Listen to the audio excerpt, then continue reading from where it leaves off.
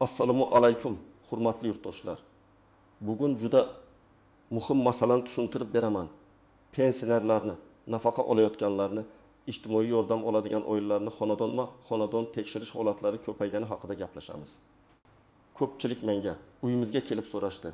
Mol-mulkingiz bormi? Kimlar yashaydi? Bolalaringiz qayerda? Pensiyadan tashqari daromad bormi? Yordam to'xtab qolmaydimi? deb murojaat qilyapti. Bu ma'lumot har bir pensionerga, nogironligi bo'lgan shaxslarga, kam ta'minlangan oila sifatida yordam olayotganlarga va ularning farzandlariga bevosita tegishli. Videoni oxirigacha ko'ring, chunki bitta noto'g'ri javob, bitta yashirilgan ma'lumot yoki hujjatdagi bitta xato sababli yordam vaqtincha to'xtashi, qayta ko'rib chiqilishi yoki ortiqcha to'langan pulni qaytarish talabi chiqishi mumkin. Hozirning o'zida kanalga obuna bo'ling, videoga like bosing. Chunki men bunday mavzularni oddiy tilda, amaliy misollar bilan tushuntirib boraman. Avvalgi yillarda ko'p hollarda pensioner yoki nafaqa oluvchi fuqaro bir marta hujjat topshirar.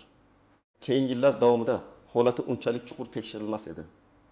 Masalan, fuqaro yoshga doir pensiya oladi, alohida yashaydi, kam ta'minlangan oila sifatida moddiy yordam ham oladi. Mahalla, tuman bo'limi yoki tegishli tashkilotlar ayrim paytlarda ma'lumot so'rardi. Lekin hamma xonadonni muntazam aylanib chiqish har doim ham bo'lmasdi. Endi vaziyat o'zgaryapti. Davlat ijtimoiy yordamlar haqiqatdan ham muhtoj odamlarga yetib borishini ta'minlashga harakat qilyapti. Shu sababli ma'lumotlar bazalari solishtiriladi. Pensiya oladimi, nafaqa oladimi? Uy-joy kimning nomida avtomobil bormi? Bank kartasiga pul tushyaptimi? Oila tarkibi qanday? Farzandlar bilan birga yashaydimi? Boshqa daromad manbasi bormi? Bundan tashqari mahalla ijtimoiy xodim, hokim yordamchisi yoki mas'ul vakillar xonadonga kelib, real ahvolni ko'rishi mumkin. Men bu yerda bir narsani aniq aytaman. Tekshiruv bo'lishining o'zi qo'rqinchli narsa emas. Agar sizning holatingiz qonuniy bo'lsa, hujjatlaringiz to'g'ri bo'lsa, yashash joyingiz va oila tarkibingiz haqidagi ma'lumotlar mos bo'lsa, siz vahima qilmasligingiz kerak. Lekin ayrim noaniqliklar bor bo'lsa, masalan, hujjatda yolg'iz yashaydi deb ko'rsatilgan. Amalda esa o'g'li oilasi bilan shu uyda yashayotgan bo'lsa yoki yordam olish uchun daromad yo'q deyilgan, lekin kartaga muntazam pul tushayotgan bo'lsa, bu savol tug'diradi. Asosiy o'zgarish shundaki, ijtimoiy yordam endi ko'proq manzilli bo'lishi kerak. Ya'ni hamma pensioner bir xil yordam oladi degani emas. Pensiya bu alohida masala. Odam ishlagan staji, ish haqi qonuniy asoslarga ko'ra pensiya oladi. Lekin pensiyadan tashqari beriladigan ayrim yordamlar, masalan, kam ta'minlanganlik bo'yicha nafaqa, moddiy yordam, ayrim kompensatsiyalar, parvarish puli yoki mahalla orqali ajratiladigan yordamlar muhtojlik darajasiga bog'liq bo'lishi mumkin. Masalan, bir pensioner 1 million 200 ming so'm pensiya oladi, uyda yolg'iz yashaydi. Farzandlari boshqa viloyatda. Unga muntazam yordam bera olmaydi. Uy eski, dori-darmon xarajati ko'p. Bunday odamning holati haqiqatan ham yordamga muhtoj bo'lishi mumkin. Ikkinchi pensioner ham 1 million 200 ming so'm pensiya oladi. Lekin amalda 3 qavatli uyda o'g'li, kelini va 2 nafar ishlaydigan nevarasi bilan yashaydi. Uyda 2 mashina bor, ijara daromadi bor. Bu ikki vaziyat qog'ozda o'xshash ko'rinsa ham real hayotda farq qiladi. Tekshiruvning maqsadi shunday farqlarni aniqlash. Ya'ni davlat pensioner ekansiz hammasini to'xtatamiz demayapti. Aksincha, kim haqiqatdan muhtoj, kimning holati o'zgargan, kim noto'g'ri ma'lumot bergan degan savollarni aniqlayapti. Birinchi navbatda hujjatdagi ma'lumotlari hayotdagi holatiga to'g'ri kelmaydigan odamlar ehtiyot bo'lishi kerak. Men bir nechta oddiy misol keltiraman. Birinchi misol. Onaxon kam ta'minlangan sifatida yordam olayapti. Arizada yolg'iz yashayman deb ko'rsatilgan. Lekin amalda o'g'li Rossiyadan qaytib kelgan. 3 oydan beri shu uyda yashayapti, ishlayapti, daromadi bor. Agar tekshiruvchilar kelib oila tarkibini aniqlasa, nega bu o'zgarishni xabar qilmadingiz degan savol tug'iladi. Bu yordam darhol butunlay bekor bo'ladi degani emas, lekin qayta hisoblash va qayta baholash bo'ladi. Ikkinchi misol. Pensioner otaxon nogironlik nafaqasi yoki pensiya oladi. Bundan tashqari dori-darmon uchun yordam so'ragan. Lekin uning nomida avtomobil bor. Bu avtomobil aslida o'g'liniki, faqat otaning nomiga rasmiylashtirilgan bo'lishi mumkin. Tekshiruvda baza avtomobilni otaxon nomida ko'rsatadi. Shunda mas'ullar sizda mol-mulk bor deb savol beradi. Bunday holatda bu mashinani o'g'lim haydaydi deyishning o'zi yetarli bo'lmasligi mumkin.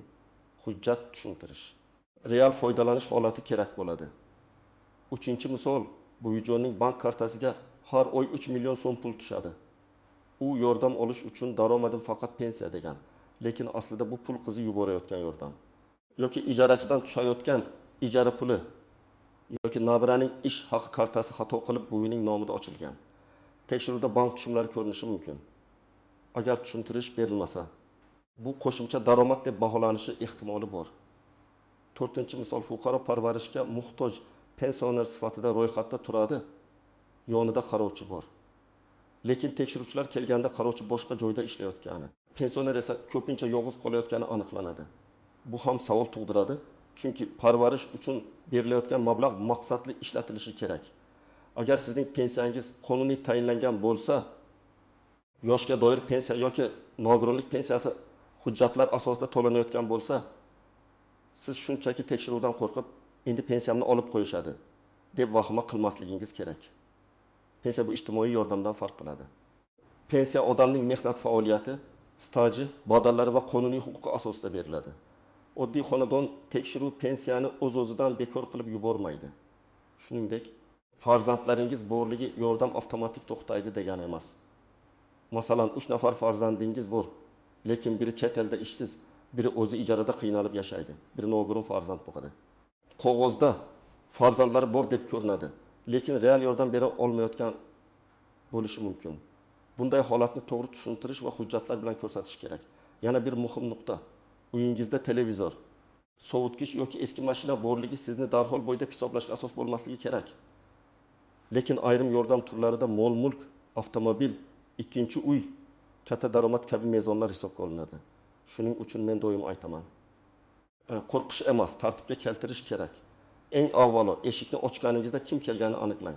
Men hech qachon hammani uyga kiriting demayman. Bugungi kunda firibgarlar ham bor. Shuning uchun muloyimlik bilan xizmat guvohnomasini so'rang. Qaysi tashkilotdan kelganini, nima maqsadda kelganini, sizning ma'lumotlaringizni qanday asosda tekshirayotganini so'rashingiz mumkin. Bu sizning huquqingiz. Agar ular mahalla ijtimoiy himoya organi yoki boshqa vakolatli tashkilotdan bo'lsa, odatda savollar beriladi. Uyda kim yashaydi, kim ishlaydi, daromad qancha, pensiya miqdori qancha, kommunal to'lovlar, dori-darmon xarajati, nogironlik holati, parvarishga ehtiyoj, uy sharoiti. Siz javobni aniq va rost ayting. Buni aytsam yordamni olib qo'yishadi deb yashirish ko'proq zarar keltiradi. Masalan, o'g'lingiz vaqtincha siznikida yashayotgan bo'lsa, ha, o'g'lim shu yerda, lekin doimiy ro'yxatda boshqa joyda, hozir ish izlayapti, daromadi yo'q deb tushuntiring. Agar qizingiz har oy 500 ming so'm dori uchun pul yuborsa, ha, qizim yordam beradi, lekin bu doimiy daromad emas. Asosan dori-darmonga ketadi deb ayting. Yashirmang, lekin vaziyatni to'liq tushuntiring. Agar ular biror dalolatnoma tuzsa, o'qimasdan imzo qo'ymang. Bu juda muhim. Dalolatnomada fuqaro farzandlari bilan birga yashaydi. Moddiy ahvoli yaxshi deb yozilib qolsa, keyin siz men bunday demaganman deb isbotlashda qiynalasiz. Shuning uchun har bir jumlani o'qing. Noto'g'ri joyi bo'lsa, bu gapga qo'shilmayman deb yozdiring yoki izoh qo'shing. Imzo yoniga mazmuni bilan tanishdim. Quyidagi izohim bor deb yozish ham mumkin. Men amaliy jihatdan quyidagi hujjatlarni alohida papkaga solib qo'yishni tavsiya qilaman. Birinchisi, pasport yoki ID karta nusxasi. Ikkinchisi, pensiya guvohnomasi yoki pensiya tayinlangani haqidagi ma'lumot. Uchinchisi, nogironlik bo'lsa, tibbiy mehnat ekspert komissiyasi yoki tegishli tibbiy xulosa hujjatlari. To'rtinchisi, doimiy dori xarajatlari bo'lsa, retseptlar.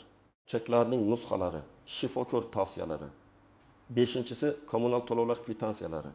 Chunki ba'zan odamning pensiyasi 1 million 500 ming so'm bo'ladi. Lekin gaz, elektr, suv, dori, oziq-ovqatdan keyin qo'lida deyarli pul qolmaydi. Buni quruq gap bilan emas, hujjatlar bilan ko'rsatish foydali. 6-si, oila tarkibi bo'yicha ma'lumot. Kim siz bilan yashaydi? Kim alohida yashaydi? Kim vaqtincha kelgan? Kimning daromadi bor yoki yo'q? Agar farzandingiz chet elda bo'lsa, u sizga yordam bermayotganini isbotlash qiyin bo'lishi mumkin. Lekin hech bo'lmaganda uning o'z oilasi borligi, doimiy pul yubormasligi. Sizning xarajatlaringiz yuqoriligini tushuntiruvchi ariza yozish mumkin. 7-si, agar kartangizga pul tushsa, bu pul nima uchun tushganini tushuntirib qo'ying. Masalan, nabiram o'qish kontrakti uchun vaqtincha kartamdan foydalangan, qizim dori uchun pul yuborgan, qarindoshim qarzini qaytargan. Albatta, har bir tushumga izoh berish shart bo'lmasligi mumkin. Lekin katta va muntazam tushumlar savol tug'diradi. Birinchi qadam ma'lumotlaringizni yangilang. Agar oila tarkibi o'zgargan bo'lsa, buni yashirmang.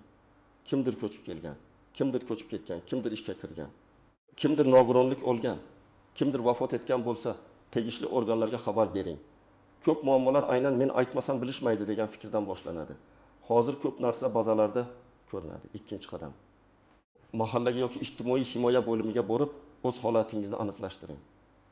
Men falon yordamni olyapman. Holatimda mana bunday o'zgarish bo'ldi. Bu yordamga ta'sir qiladimi? deb yozma yoki og'zaki maslahat oling. Agar masala jiddiy bo'lsa, yozma murojaat qiling. Yozma murojaatning afzalligi shundaki, keyin sizda dalil bo'ladi. Uchinchi qadam, daromadingizni yashirmang, lekin xarajatlaringizni ham ko'rsating. Masalan, siz 2 million so'm pensiya olasiz. Kimdir 2 million kam emas deyishi mumkin. Lekin agar siz har oy 700 ming so'm dori olsangiz, 300 ming so'm kommunal to'lasangiz, 400 ming so'm qarz to'lasangiz, oziq-ovqatga ham pul kerak bo'lsa, real holat boshqacha. Shuning uchun xarajatlarni hujjatlashtiring. 4-qadam, nomingizdagi mol-mulkni tekshiring. Ba'zan odamning nomida eski mashina qolib ketgan bo'ladi, lekin mashina allaqachon sotilgan. Ishonchnoma bilan boshqa odam haydaydi. Ba'zi esa hali sizniki deb ko'rsatadi.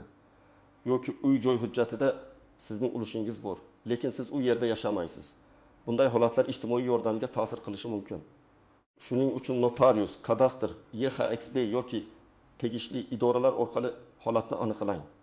5-qadam, tekshiruv natijasiga rozi bo'lmasangiz, sukut saqlamang. Agar sizga yordam to'xtaydi deyishsa, sababini so'rang. Qaysi asosga ko'ra, qaysi ma'lumot bo'yicha, qaysi hujjatga tayanib to'xtatilayotganini bilishga haqlisiz. Og'zaki gap bilan cheklanib qolmang. Qaror yoki rasmiy javob nusxasini so'rang. Keyin yuqori turuvchi tashkilotga yoki sudga shikoyat qilish imkoniyati bo'ladi. Eng ko'p uchraydigan nozik masala bu ro'yxatda turish va amalda yashash masalasi. Masalan, pensionerning uyida o'g'li doimiy ro'yxatda turadi, lekin o'zi boshqa shaharda yashaydi. Tekshiruvda ba'zida o'g'il shu xonadonda ko'rinadi. Mas'ullar uni oila a'zosi va potensial daromad manbasi sifatida hisobga olishi mumkin.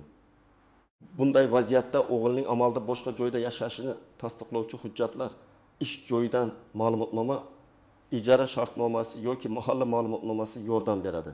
Ikkinchi nozik masala farzandlarning majburiyati. Qonunchilikda voyaga yetgan farzandlarning ota-onaga g'amxo'rlik qilish majburiyati borligi umumiy tamoyil sifatida mavjud. Lekin amaliy hayotda farzandning borligi ota-onaning avtomatik boyligini anglatmaydi. Agar farzandning o'zi ishsiz, kasal, ko'p bolali yoki chet elda qiyin ahvolda bo'lsa, buni tushuntirish kerak. Farzandim bor, demak yordam kerak emas degan yondashuv har doim ham adolatli emas. 3-nozik masala. Bank kartasidan foydalanish. Ko'p oilalarda onaning yoki otaning kartasidan farzandlar ham foydalanadi. Kimdir pul o'tkazadi, kimdir yechib oladi, kimdir internet xarid qiladi. Tekshiruvda esa bu pul oqimi pensionerning daromadi deb ko'rinishi mumkin. Men maslahat beraman, har kimning puli o'z kartasida bo'lsin. Pensionerning kartasidan begona operatsiyalarni kamaytiring. Ayniqsa katta summalarni aylantirmang. 4-nozik masala, vaqtincha yordam va doimiy daromad farqi. Masalan, qizingiz bir marta 2 million so'm yubordi, chunki siz operatsiya bo'ldingiz. Bu doimiy daromad emas. Lekin har oy 2 million so'm muntazam tushsa, bu allaqachon savol tug'diradi. Shuning uchun bir martalik yordamni tibbiy xarajat bilan bog'liq hujjatlar orqali tushuntirish osonroq. 5-nozik masala xonadondagi sharoit.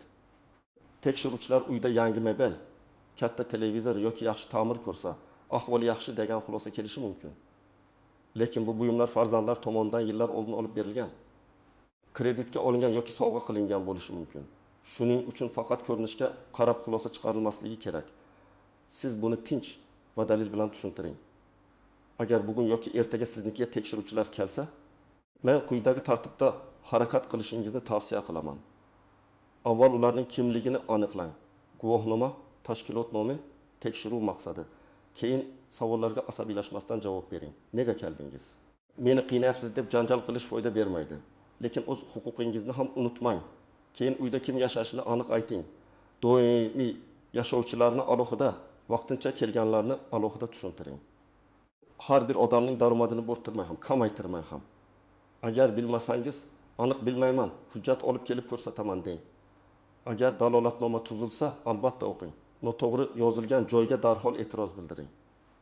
Imzo qo'yishdan oldin nusxa so'rang. Nusxa berishmasa, hech bo'lmasa telefoningizga suratga olishga ruxsat so'rang. Agar ruxsat berishmasa, dalolatnomada nimalar yozilganini daftariga qayd qilib qo'ying.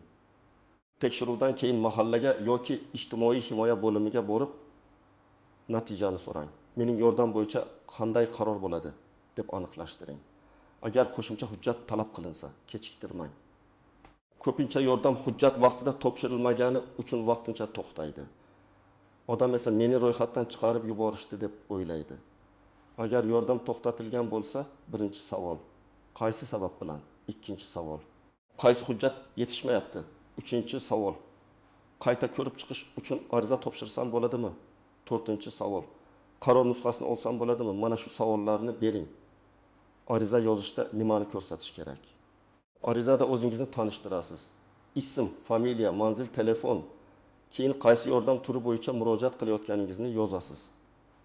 So'ng real holatni bayon qilasiz.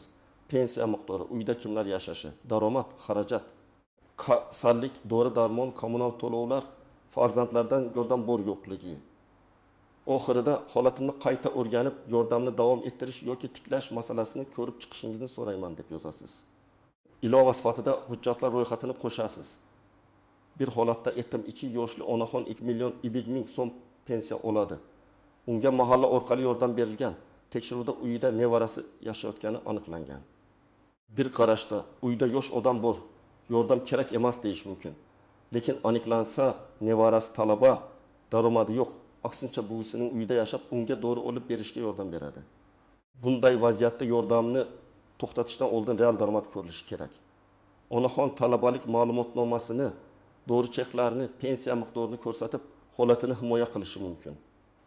Boshqa holatda 68 yoshli otaxon kam daromadli sifatida yordam olgan, lekin nomida avtomobil borligi chiqqan. Avtomobil 25 yil oldingi yurmaydigan hovlida turgan bo'lishi mumkin. Agar u haqiqatan ishlatilmayotgan bo'lsa, buni XP'dagi holati, texnik ko'rikdan o'tmaganligi, ta'mir talabligi bilan tushuntirish mumkin. Lekin agar mashina taksida ishlab pul topayotgan bo'lsa, bu daromad sifatida baholanishi tabiiy. Yana bir holat. Pensionerning kartasiga har oy chet eldan $200 tushadi. U bu qizim yuborgan yordam deydi. Agar bu pul doimiy bo'lsa, mas'ullar uni daromad sifatida ko'rishi mumkin.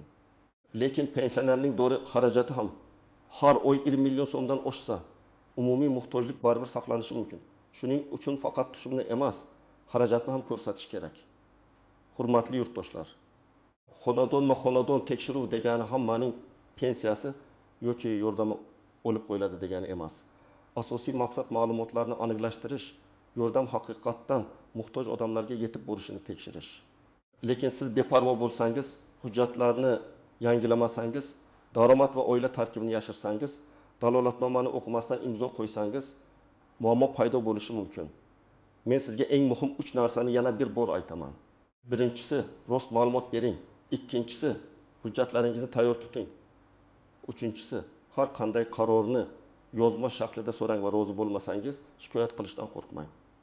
Agar sizning mahallangizda ham pensionerlarni tekshirish boshlangan bo'lsa, izohlarda yozing. Qaysi hudud nima so'rashdi, qanday hujjat talab qilishdi. Boshqalarga ham foydasi tegadi. Videoga like bosing, kanalga obuna bo'ling va yaqinlaringizga yuboring. Ayniqsa ota-onasi pensioner bo'lganlarga bu ma'lumot juda kerak.